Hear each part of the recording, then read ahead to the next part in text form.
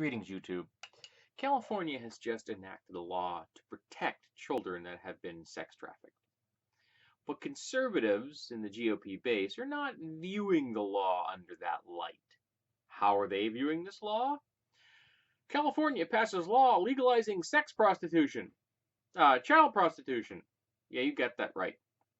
The GOP base is looking at this as a law that legalizes sex with children for money. When in actuality, of course, the law actually takes a child that has been sex trafficked, and instead of viewing them as a criminal, which they aren't, it views them as a victim, provides money for their help so that they aren't put into the legal system, but they are given the types of counseling that they need to hopefully recover at some point. So this law is actually a good thing because there is no such thing as a child prostitute.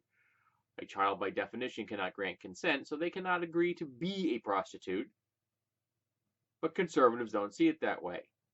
They see this law as legalizing child prostitution. And that takes a really warped view of the universe to kind of contort your brain into buying into.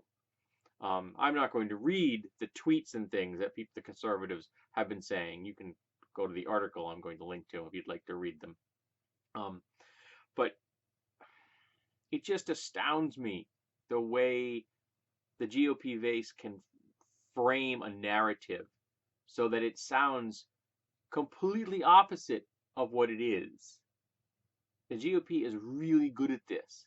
Now, I don't know who originally started this thing. Could have been a member of the base itself, just a standard voter, or it could have been one of the members of the GOP hierarchy of some variety. Who knows? These kind of things seem to have an organic nature, and it's really hard to figure out where they come from. Which, of course, is a tool used by them as well. But yeah, protecting children from exploitation and making sure they get counseling and the help that they need to heal is a positive. And yet, conservative Republicans have made it sound like a negative. And I can't shake myself for the belief that that has a whole lot to do with the fact that social conservatism has reached its toxic tentacles deep into the Republican Party in a way that's really dangerous. But you know, I'm a wacky social progressive who actually looks at the world a smidge more objectively. Because remember, reality does have a liberal bias.